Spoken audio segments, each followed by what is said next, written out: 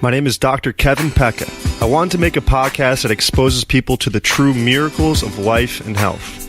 All the guests on this show have been specially picked because they bring something positive to the world. They have some of the most amazing and inspiring life stories. These people have a passion for living, healing, and leaving the world better than they found it. There is something inside these people that made them keep fighting through all the tough times, even when people told them it was not possible. They carried on and made their lives beautiful again. And now they are sharing their experiences with the world. This is the Expect Miracles podcast. Enjoy the show.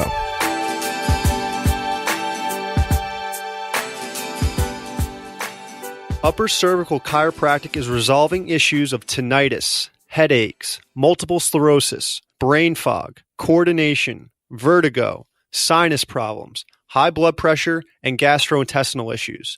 Today on the podcast, we have Dr. Josh Silver, who is an advanced orthogonal upper cervical chiropractor at the Pierce Clinic of Chiropractic in St. Petersburg, Florida. He is one of the only upper cervical chiropractors with a Diploma in Neurology from the Carrick Institute.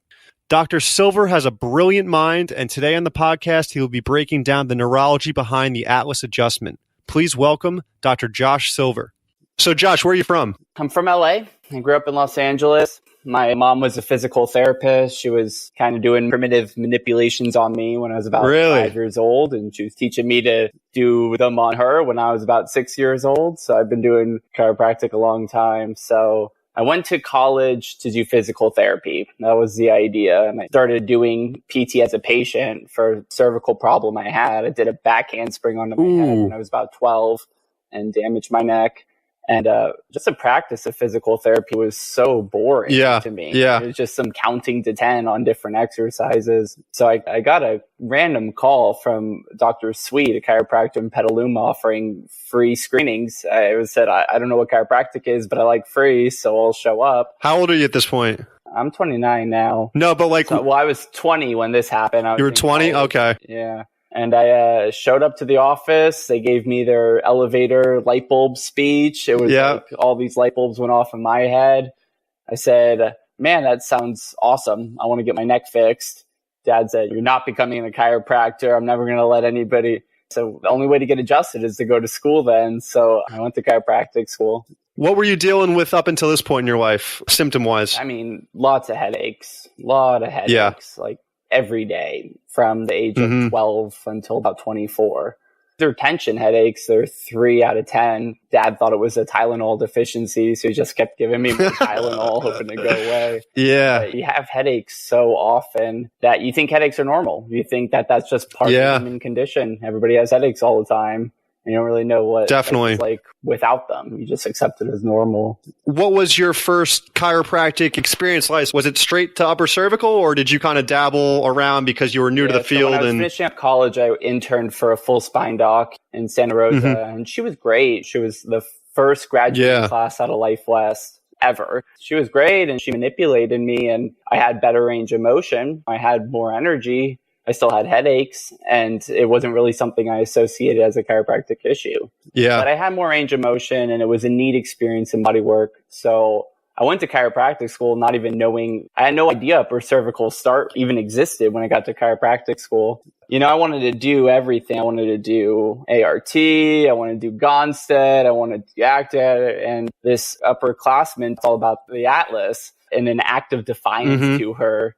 I said I'd go to Upper Cervical Club every week for that quarter to prove to her that I tried it, I learned it, this is ridiculous. And you start going to this club, and there's all these upper cervical doctors with these stories that are just unbelievable. Unbelievable stories you hear. I decided to go for it. Right after that, I found myself a toggle doctor, like a student. And he started toggling me, and it was a light switch for the headaches. I mean, that first adjustment wiped out the headache, and here I am 7 years later, not having headaches every day. I get headaches about 4 times a year when I go out of alignment. I need about 4 adjustments a year to stay in alignment. That's the thing that got me too, because I was in a full spine chiropractic office 3 or 4 times a week for a year and a half, and I was feeling good, but nothing sustainable. Like if I didn't see them for about a week, everything would come back, headaches and everything. And then I had one upper cervical adjustment hold for 3 years. And that was just like the most amazing, you feel the healing going on in your body. And it's almost inexplainable. It saved my life, and I know you know what I'm talking about. So I tell these patients, like, do you want to go to the dentist and have your cavity filled and have it stay filled? Or do you want to go back and have it refilled every 3 days for the rest of your life? So. Yeah. Josh, what is a subluxation? All right. So a subluxation, by definition, is a misalignment between two vertebrae that's creating pressure on a nerve or nerve interference. It's a classical definition of it. It's definitely getting warped in the way we view it in the modern chiropractic world. Because by definition, it has to have two things. It has to have misposition and a neural problem with it. Yet when we're doing our typical full spine assessments, we're not checking any nerve systems. We're only looking for mechanical issues between the vertebra. We're addressing those mechanical issues, but we have no idea whether we're improving neural outcomes or not. Absolutely. And that's become the standard. So you have to understand that the brain is connected to everything in the body. And if subluxated segment, a fixated segment isn't moving, then by definition, there will be a neural consequence to it. But it could potentially be nominal. It could be extremely no big deal. But when we're looking at the upper cervical spine, on the other hand, based off of the unique anatomy and the physiology and the proximity to the brain, the consequences of the atlas subluxation compared to an L4 subluxation, there's no comparison between the two.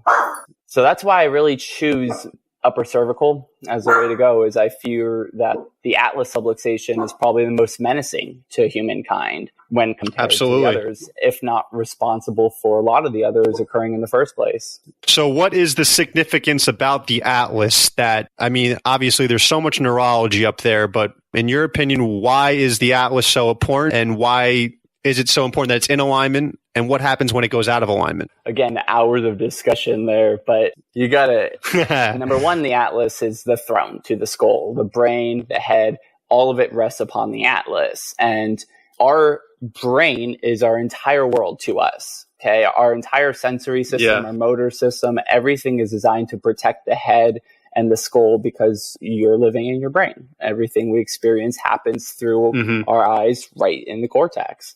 So you hurt your foot, it's not your foot that experiences pain. Feet can't think, they can only perceive damage. Everything happens in the brain. And so we're talking about the throne to the brain. And when you look at these motion segments, there are no discs, nor are there facet joints compared to the other 22 vertebrae. So there's not much interlocking these vertebrae in position. So they're not going to get fixated like the rest of the spine is going to get, where they're stuck in place. They have a lot of joints holding them together.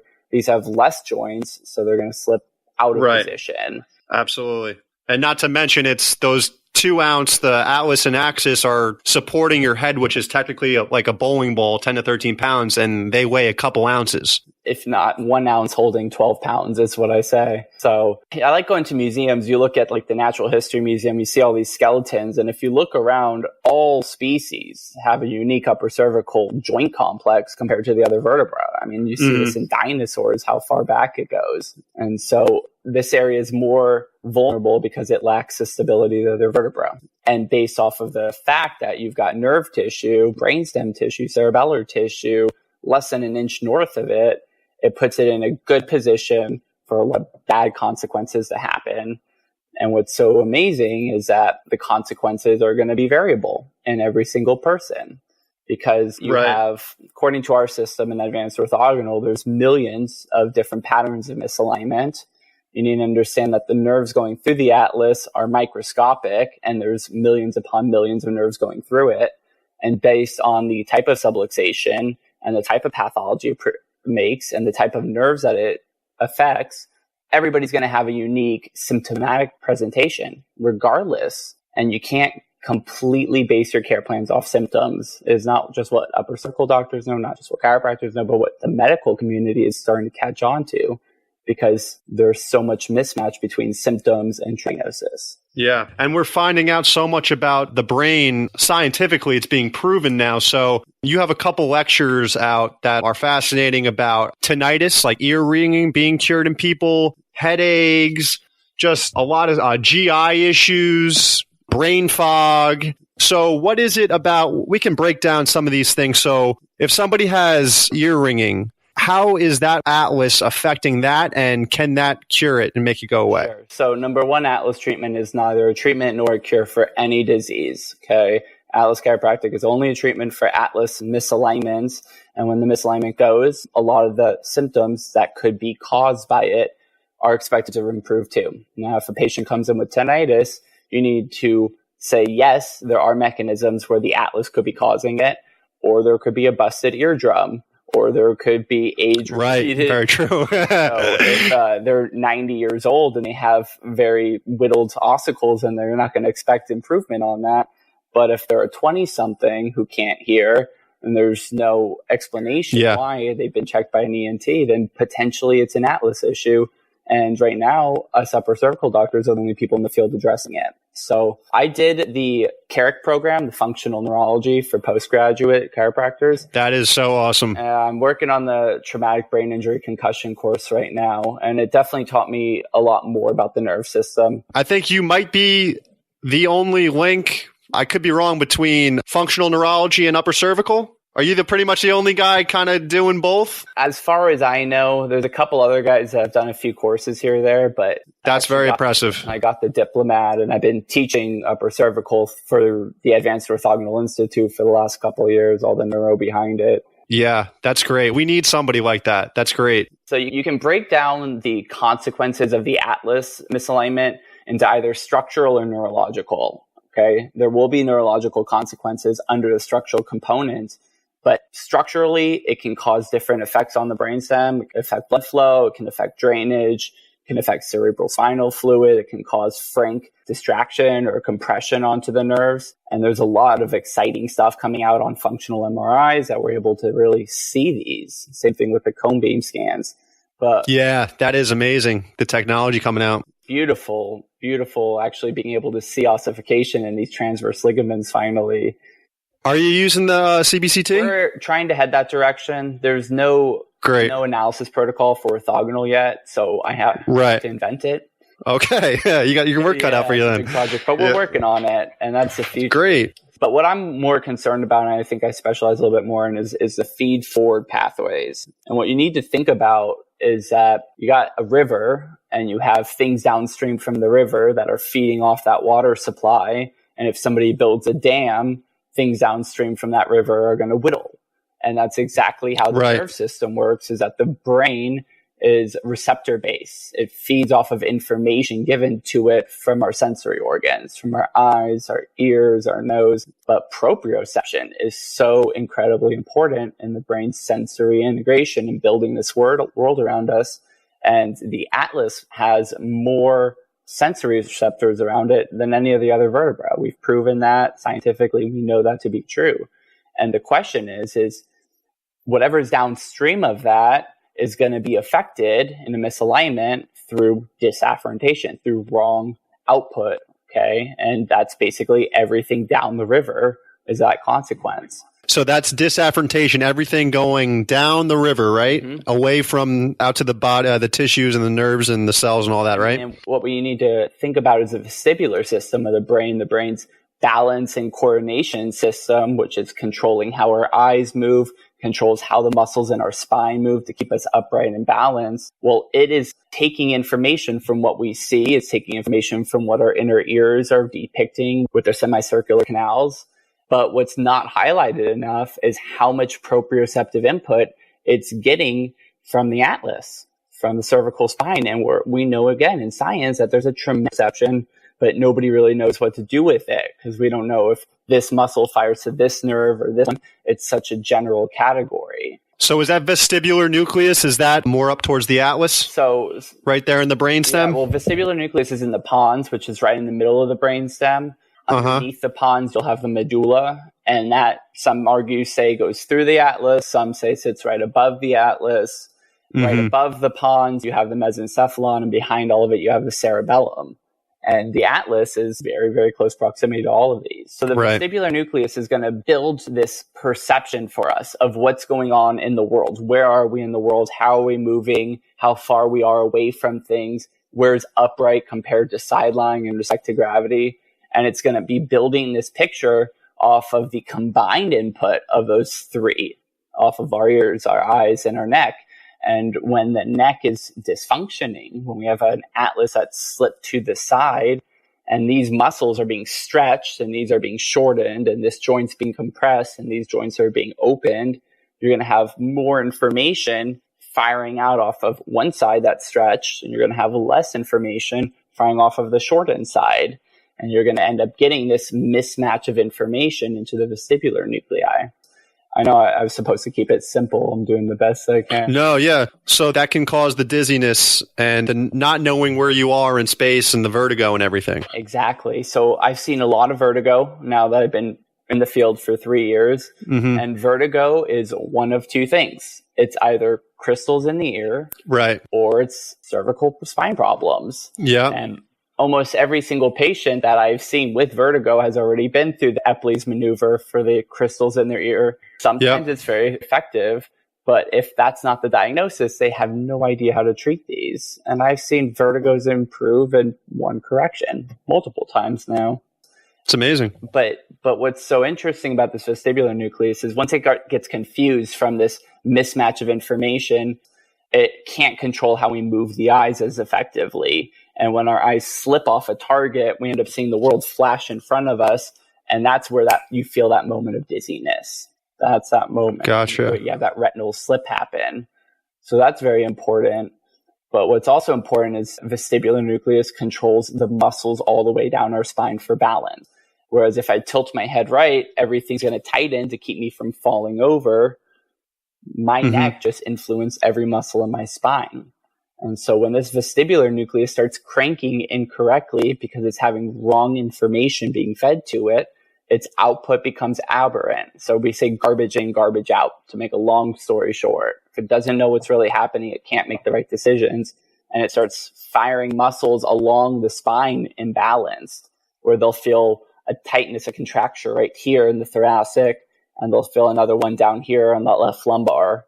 And we'll look at them in exam, and they'll have a shoulder up here and a head tilt like this, and they'll say, how come my shoulder hurts? And you say, have you ever looked in a mirror before? You've got 2 inches up on that shoulder. So essentially that atlas, the first bone, has become locked and the body can't correct itself. So it starts to compensate below the atlas and starts shifting your body to make everything more comfortable, right? Not even, because the brain is trying to compensate to know where it's located in space. It has to be stable and level. And so it is willing to give us lower cervical pain in order to protect itself so that we know where we are in the world. The body makes sacrifices where it needs to preserve life, to keep us alive. And so we'll see that atlas through this mechanism could cause that contraction and be giving somebody right hip pain. But the hip looks great on MRI. It looks negative. There's no discs. They've been to chiropractors. Chiropractors have adjusted the hip and it's given them temporary relief because they're treating a compensation. They're not treating the cause of that elevated pelvis. And then we come in and we do what sounds like voodoo magic, a little sound wave into the top of their neck. And they come back next visit, usually sore as heck. And visit number 3, they're usually feeling quite a bit better. The system begins to balance almost right away. I mean, you do a leg check 15, 20 minutes later, and that hip has come down. The hips are balanced. The leg length looks clear. That's insane how fast the message go back and forth and clears out the system. Well, and yeah, the brain is so incredibly plastic, and it's designed to adapt to a change in its environment very, very rapidly.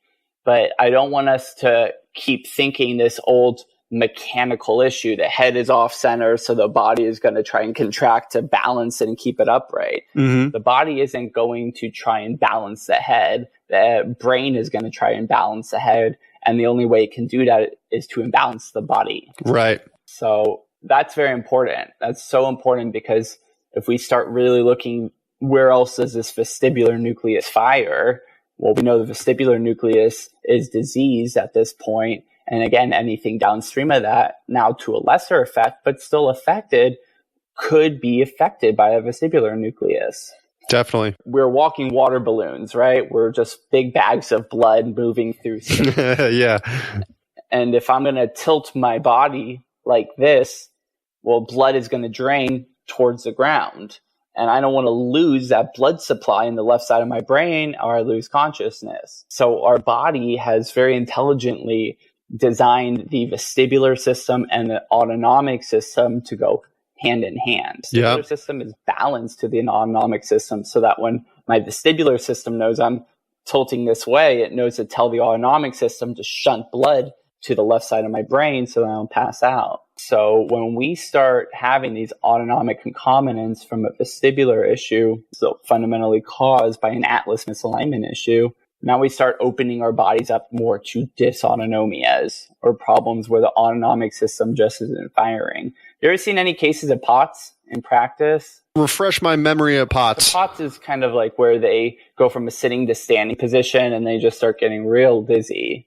You're real lightheaded. I've had people that can't even lay down on their side because the whole room starts to spin. So we take the headpiece and we adjust them in the chair and they do much better. But yeah, I've seen people where they can't even lay on their sides because their whole world starts to spin. And you put that back into alignment and it stops. It's amazing. It's insane. Yeah. So that's definitely a vestibular issue you're seeing right there. Right. Yeah. But what's happening is when they're upright, gravity's compressing the head on the neck and it's giving them some sort of baseline. Second, they lay on their side. Well, there's no crystals in the ear that have shifted to give them that spinning. It's that they've disengaged those spinal joints. They're not getting that information that feed forward from them. And that's when their symptoms start kicking up. Yep. Definitely. So patients are always looking for a timeline. How long is this going to take? And it's obviously different for everybody based on their traumas and their body and their healing. But it's interesting to you can have that atlas clear for a couple months and they still feel the same. And then around the 4-month mark, boom, it goes away. How do you neurologically explain that? Because technically the atlas is in alignment. Technically they have the nerve flow, but obviously they've had some trauma. So what is that's when it's finally clicking? When the vertigo is gone and it's taken, some people it goes away right away, others takes 4 or 5 months. What do you think that is? Again, number one, you could just be dealing with an unrelated issue that goes through spontaneous remission. We need to think clinically. But number two, a lot of textbooks state that full nerve regeneration takes 120 days. Can't rehab the sheath of a nerve any faster than that. And if they have the right supplementation, the right diet, or a bad one, it could prolong or delay the effects of that. So that's one issue. We also look at what's considered physiologic weakness versus ablative weakness. Are the nerves broken and just hurting and they need time to go through that healing, or are the nerves dead? And that can be a possibility too. And if the nerves are dead, no matter how good my adjustments are, I can't raise the dead. I think that on people that tend to rehab quicker, you're dealing more with those feed-forward mechanisms. Because again, the brain is incredibly plastic and malleable, and it will change quickly when its input gets changed.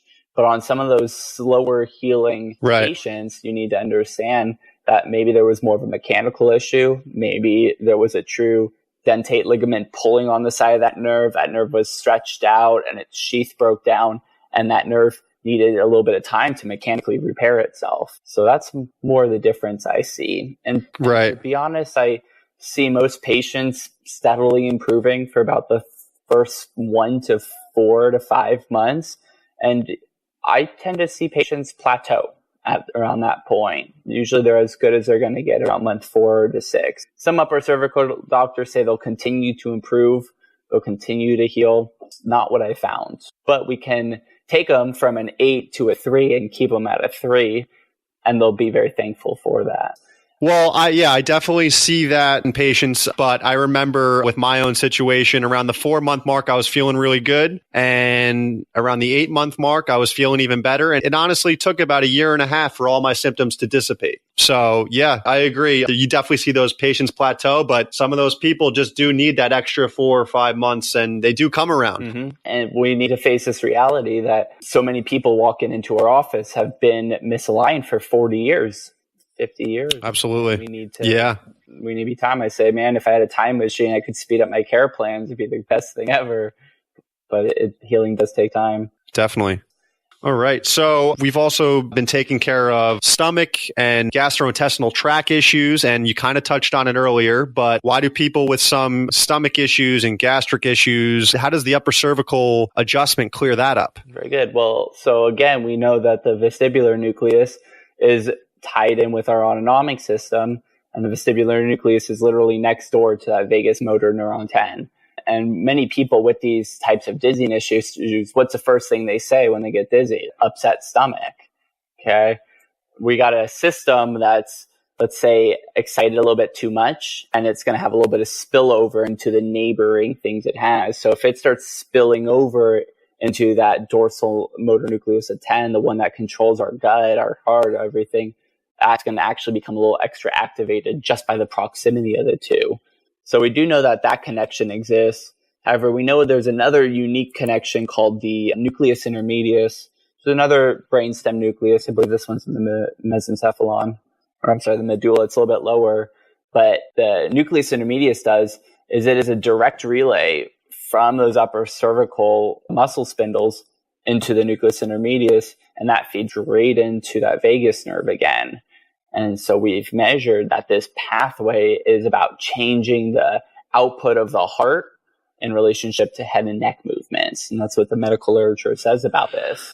So do these two tracks, does that contribute to when somebody gets a concussion, they get really nauseous, and they even vomit? Yes, absolutely. Okay. That's the mechanism there. But if you throw your head back, you're going to have to speed up your heart rate a little bit to try and push the extra blood up. Mm-hmm. A little bit different leverage. Same thing if your head's upside down. You need to spend less energy pushing blood in that direction, especially since the brain doesn't have a vein system with the valves. So we have connections now of the atlas to the heart, the atlas to the stomach, the atlas to blood flow in general. And we're starting to reflect some of these in the blood pressure study.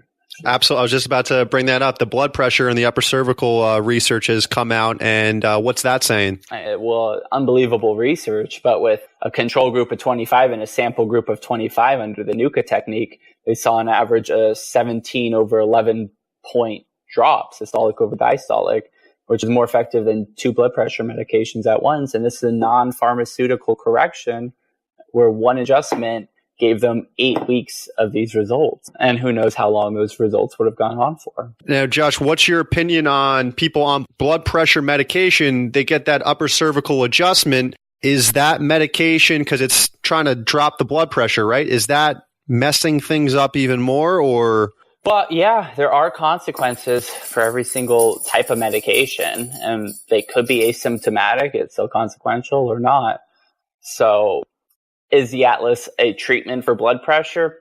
No, that's a lawsuit waiting to happen. But I did have one patient this year. I adjusted his Atlas. His blood pressure dropped 15 points.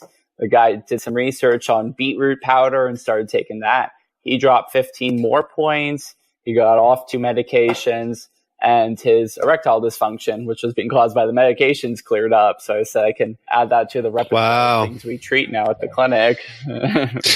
Yeah. Drew Hall has been, he posted a couple blogs on erectile dysfunction and upper cervical care, which is no joke. This pretty amazing. Guy was losing his marriage over this issue. And we always look at the lifestyle behind the symptoms. Yeah, you really see entire family life's changed through upper cervical care, because you save one person's life in the family, they recommend the whole as soon as you know, you got the whole family in the office. It's an amazing thing to see. Unbelievable. So I want to talk a little bit about trigeminal neuralgia, because it's something that I'm definitely getting passionate into, which is supposed to be the most painful condition in the world. These people are having lightning bolt like symptoms across the face, and it's 10 out of 10 drop you to your knees pain. And we had this one sweet woman, 2 years of Lyrica gave her no relief. I adjusted her twice ever to this day, and she hasn't had a single attack. And she was going from 8 to 10 attacks a day. And this is electrifying pain all over the body.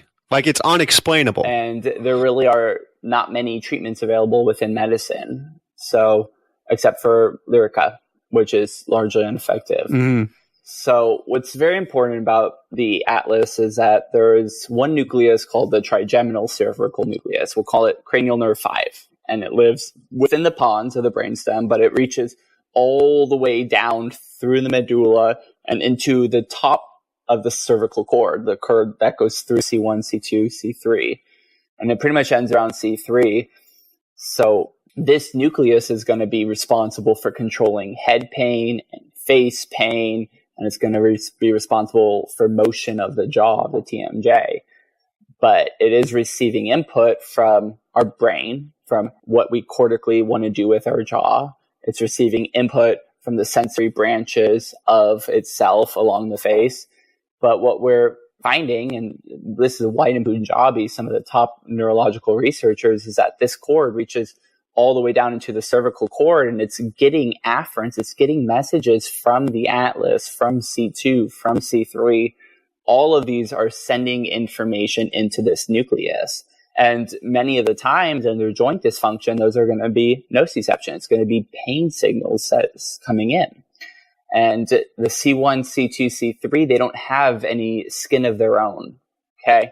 Like C5 will feel this skin is related to C5 and C6 is this, but the upper cervical joints, they never earned a dermatome. They're basically sharing that skin with cranial nerve 5, which is the head, neck, and face. So when there is a 1, 2, and 3, I'll feed into it. So what we're having is we're having convergence. We're having different messages from the brain coming down, but different messages from the neck coming in. These pain signals from the neck are firing off right here.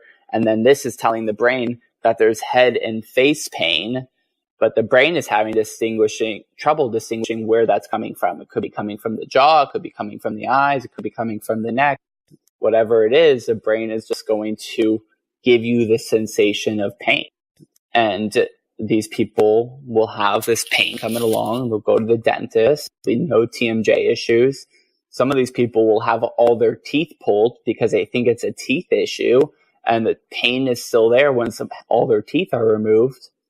And then they come to us. Usually we're about doctor number 8 or 9 in these cases. And I'm very forward with them. I say, I don't know if what I'm going to do is going to help you, and I can't promise that. But we've seen success in this condition before, and you treat the atlas, and if you do a good job, that should change very rapidly. So my 3 years here, I've had 6 patients, and 5 of them I had great success with. There was just one I couldn't help. And maybe there was a hook off of the zygomatic arch. You've seen that as a cause of trigeminal before. Right. Well, I wouldn't say you didn't help her. You definitely helped her body function a lot better. You know that, but she was in a lot of pain. And so I think this is great because Mary, the patient who did have the success, she's angry that she didn't learn about this years ago when it started. Oh, yeah. Yeah. She's becoming a big advocate. So yeah, that's great. So while we're on this trigeminal cervical nucleus, let's tie in what else that affects. I said head and face pain is what it depicts. If it's getting aberrant information from the atlas misalignment, it could be causing headaches and cervicogenic headaches coming out of the neck, very well documented in the literature. But we're finding that in many concussion cases where we think it's a brain injury that's giving them the headaches, we treat the neck and the headache goes away. We find out that was a neck headache, not a brain headache. It was just misdiagnosed. Same thing in concussions applies to dizziness. Same thing in a concussion applies to brain fog. Same thing in concussion applies to a lot of the symptoms that mirror the head and the neck. They could come from either or. And let's be honest, if you're going to hit your head hard enough to bruise your brain, is it feasible that you'll damage the neck? It's not just feasible, it's a definitive. So I love treating headaches.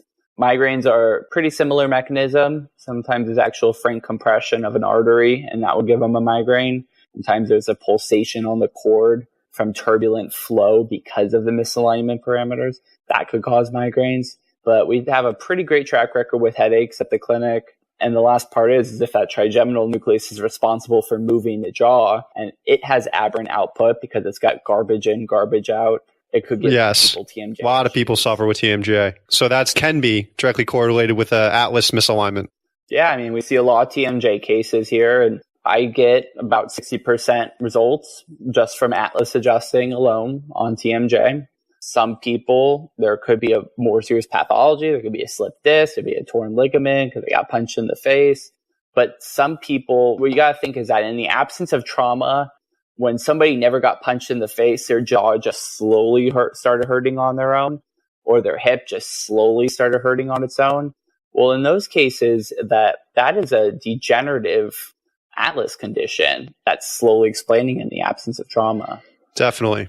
Now, I love getting kids in the office too, because they heal up real quick, and you see a lot of kids coming in with the ear infections and chronic sinus issues, and they clear up really fast. So that obviously ties in with a couple of the tracks you were talking about before, right? Yeah, absolutely. The TMJ and the Eustachian tube of the ear were quite in tandem with each other, because one opens when the other closes and one closes when the other opens. And so trigeminal nucleus is also controlling width of those Eustachian tubes. And love ear infections, they tend to be a pretty easy home run in the office, because very often atlas problems creates trigeminal problems, which creates problems with the nerve that goes to the tensor villi palatini, the nerve that controls the width of that Eustachian tube. And that thing will just stay locked on them when it shouldn't be. On adults, the Eustachian tubes tend to come down about a 10 to 15 degree slope. But in children, those Eustachian tubes are perfectly flat. So they're not going to have gravity on their side helping drain it like an adult might. That fluid's just going to sit there. And if that tube is closed because of that aberrant neurological signal, it sets them up for ear infections. But this is the same mechanism that we just said with tinnitus. Potentially, it's part of the mechanism behind Harvey Lillard, the original chiropractic patient who had his hearing restored too. Yeah. And Joshua, you're getting some good results with seizures in the office too, clearing up when their person's in alignment. What's the pathway going on there? Seizures are a different story. And yeah. Sometimes it humbles me when I don't have all the answers, but I'm working on. Seizures are aberrant electrical storm, usually in the temporal lobes. They don't really know why the brain is randomly firing off. I think probably that everything is a little bit closer to threshold. Everything is just a little too excited in the brain. And one thing gets excited wrong, it triggers too many other things that reach excitation. We have just too many things in the brain trying to happen at once. We have flexors and extensors contracting. We get these jerky motions. So seizures, we know, again, can be created by so many different pathologies in medicine, but we are seeing incredible results with them in upper cervical care. I have this one severely autistic child, and a doctor long time before me at the Pierce Clinic gave her one atlas adjustment, has now held for 13 years, and she hasn't had a single seizure since that first adjustment. So I think that when we start changing some of the blood coming into the brain, some of the blood coming out of the brain, and we start actually really washing and nourishing the brain, giving it the right oxygen, and removing the toxic metabolic byproducts that our brain naturally makes during the day, then everything starts to come lower in threshold to more of a normal state. And that may be the mechanism in that. I may be wrong. It's part of the beauty of what we do is sometimes we get results that we can't explain. Yeah. But that's the beauty of all holistic medicine. Definitely. I was going to ask you one more thing. Oh, yeah. And the MS patients. MS patients. Yeah, absolutely. So MS falls more into more of the degenerative category or the structural category. Talked a lot about how those nerves feed to things downstream, but we're finding with hard MRI evidence these days is that the atlas has these two wings off of it called the transverse process, and the brain is draining itself mainly through the internal jugular vein. Okay? Internal jugular is the main brain vein drain. That's what they call it. And the jugular foramen and the holes in the bottom of the skull where that vein exits is just in front of the atlas transverse process. So the atlas should only be flexing, extending underneath the skull, but when somebody gets struck in a rotary fashion where their head spins, the atlas could misalign, it could rotate under the skull, put pressure on that jugular vein, and close down part of the drainage out of the brain. So if the brain can't drain itself effectively, it's going to start to increase pressure within the brain. That's just the truth of it. It's going to create pressure. And part of the problem is that the brain is making its own fluid called cerebrospinal fluid deep within the center of the brain in these chambers called ventricles. And that has to flow through the middle of the brain on its way out. Well, when there's increased pressure in the skull and that fluid can't escape and go the way it normally would, it's going to leak out of its chambers and it's going to leak into the brain tissue surrounding it. And when we take an MRI it's going to look white. We're as white as water. So we're going to see these big white patches of water on the brain, and there are going to be several of them. So multiple sclerosis, not a this is what's causing this definition. It's there's a lot of lesions on the brain. There's a lot of scarry patches. We don't even know what the scars are, but there's quite a few of them, and they're tying that in to chronic cerebrospinal vase insufficiency. And I think we have the answer for that. I think we actually are the only people who know what is causing that. And so there's some really incredible work that Dr. Scott Rose is doing. I don't know if you're familiar, but he's doing immediate pre and post MRIs on the brains of some of these MS patients. And you'll see these white spots disappear instantly. After an upper cervical adjustment, he's taken post-MRI? Post-MRI. And they're draining? They're draining. You'll see somebody go from 8 lesions down to 2 lesions within an hour. And incredible quality of life change. Yeah. So I've seen my fair share of MS, and it's actually one of my favorite conditions to treat now. You probably see a couple of them even getting out of wheelchairs and all that. Yeah, I had one guy with a cane. We did his adjustment. Our adjustments are so gentle. We were doing advanced orthogonal. Most people don't perceive I did anything. So he gets up off the table like this joke, but he realizes that he's holding his cane that he used to get in there. It's amazing. To post X-ray carrying the cane. That's beautiful. And I never saw him with it again. So really beautiful. So the way I look at it is such a problem with getting an accurate diagnosis, especially as a chiropractor, right? We don't have the imaging availability. We don't have the labs at our request. There's usually financial concerns with the patient. And so to get a real true diagnosis where the only acceptable treatment is a medication, which we legally can't prescribe anyway, it's a dying breed. I'm creating what I call the holistic shotgun. The holistic shotgun that's great. Spread that you can't miss. And that means that whatever the patient comes in with, I'm going to create a treatment plan that's so diversified that no matter what they have, they're going to see improvement. And generally, right now, it's upper cervical chiropractic and curcumin. Those are the two main things I'm using. Curcumin, you're familiar. Yeah. It's known to have some qualities. Powerful antioxidants, right? Not just powerful antioxidants, but powerful brain protection in MS and Parkinson's and quite a few neurological conditions. And it's because it really speeds up nerve regeneration, which is the whole goal behind upper cervical anyway. So how does that work with the supplementation in your patients? Yeah, so the way I do it at the clinic is I usually don't give them the supplement until third visit. Usually first visit is the workup. Second visit is the adjustment post x-rays. Third visit is first follow-up. But I don't give them the supplement until that follow-up because I want them to feel their body changing and have a sense of what the adjustment's doing for them versus what the supplement's doing. The supplement is not there to fix them. The adjustment's there to help fix them. It's meant to support my adjustment and make their body recover a little bit quicker. I'm glad you brought that up because you have some patients that come in and they're doing everything. And then they come see you and you put them back into alignment and they're feeling much better, but they don't know what to attribute it to because they come in, they're like, I think it was this. I don't think it's what you're doing. But you just kind of smile and you're like, okay. Yeah. My recent trigeminal patient, she's like, well, I feel better, but I don't know if it's you or the carbamazepines I'm taking. I was like, how long has this condition been going on? 2 years. How long you been taking carbazamine? 2 years. And when did you start having relief? 3 days after the adjustment. That's a no-brainer. Yeah, that's funny. Yeah. And so this is week 1 of her starting to wean herself off the medication. And that's very exciting. So Josh, you took the Carrick Institute, you took all those, the seminars and everything, you got the Diploma. Yeah. So I don't know much about it. I know they're doing amazing things. Are you implementing any of the exercises? If you're getting a patient that's like kind of stagnant, and do you implement some of the neurological, what would you call them, exercises? Or Yeah, absolutely. So I don't do enough, and that's my fault. I took the program while I was in school. I didn't have a lot of time to practice what I was learning. So I got the Diploma. I've accumulated a wealth of upper cervical information, but as far as functional medicine treatments, they're more rare. So what we know is that the eyes, the ears, and the atlas play a role in that vestibular system. We're the best people in the world for fixing the atlas, but sometimes the eyes could be generating part of that problem. Sometimes the inner ears could be generating part of that problem. Some part of the middle of the brain could be generating that problem. And what I'm trying to do is invent or create a very common protocol for upper cervical doctors to do potentially different eye exercises or spins in a chair, vestibular exercises that will help their brain balance itself better, help their head balance itself better so that they can actually hold better. That's my goal with this. I'm on board for that. Whenever that comes around, I want to know about it. So think about if their eyes are wavering and their head is trying to move, keep their eyes on target, could that interfere with our adjustment? You betcha.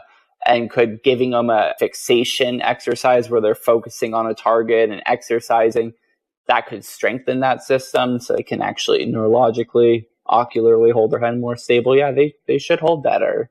So it's a work in progress, but I really don't do much of that. I really do mostly upper cervical chiropractic and great. A little bit of supplements, a little bit of therapy is something we offer at the Pierce Clinic. So Josh, where are you located and where can people find you on the internet and everything? So I live in St. Petersburg, Florida. I work at the Pierce Clinic of Chiropractic. It's been there for 52 years. We're the headquarters for the advanced orthogonal technique, and I'm a teacher on the board. So you can find me at pierceclinicstpete.com.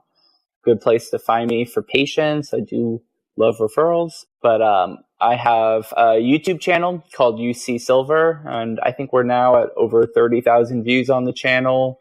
So we're starting to grow, but it's content for chiropractors is what I like to call it. And I've got a good wealth of videos there that most chiropractors, upper cervical or not, could appreciate. Definitely. And what would you like to leave the people with for this episode that are considering an upper cervical adjustment or just have all these health issues going on that they're curious? So what I say is that there are 14 different mechanisms behind the atlas misalignment. It can affect nerves in one of 14 different ways. We talked about 3 of them on this talk. Yeah. And when a patient comes in, I don't know whether they have 1 of them, 6 of them, all of them. I don't know. It doesn't matter. Okay. But because of that, they could be affecting and causing all their symptoms. It could be causing some of them. But what we know is because of those mechanisms, no matter what, when people are misaligned, symptoms or not, they're going to lose their humanistic expression. They're going to lose out a little bit. So whether you're hurting or not, being in alignment is good for you, just like eating right is, just like going to the gym is, just like positive thinking is. It's essential for us to have our head on straight, to actually make sure that our brain and our spinal cord are working correctly, because I believe that optimal brain function is enlightenment. I believe that you want to have the best quality of life, you have the healthiest brain. The world would be a different place if everyone's atlas was in adjustment. That's my goal there. Get everybody's atlas in alignment, see what happens. Yeah. And so for chiropractors watching this, please consider doing a more careful job adjusting the upper cervical spine, because if done wrong, it can actually create consequences, in my opinion. As far as upper cervical patients are going to be concerned, you got nothing to lose and only things to gain. Worst thing that happens is that your specific symptom doesn't improve, but posturally we expect you to improve. Neurologically, we expect you to improve. We know that your brain is going to be healthier in alignment, whether or not that symptom goes away. And that maintaining that alignment, which really isn't a challenging thing to do with a good upper cervical doc, is going to give you a better quality of life. It's going to help keep you from getting sick. And if you can stay healthy, you stay out of the hospitals, you save your money. That's my retirement plan right there. All right, Josh, thank you so much for coming on. That was amazing. Learned a lot and love to have you back on sometime soon. I appreciate it. Thank you so much. All right. Thank you. Thank you, everyone, for listening. My private practice is located in New Jersey at Montclair Upper Cervical Chiropractic. If you have any additional questions about today's podcast, other episodes, or any questions about Blair Upper Cervical Chiropractic in general, feel free to visit my website at drkevinpecca.com or subscribe to my YouTube channel at Dr. Kevin Pecca. Hope you enjoyed the show. Cheers.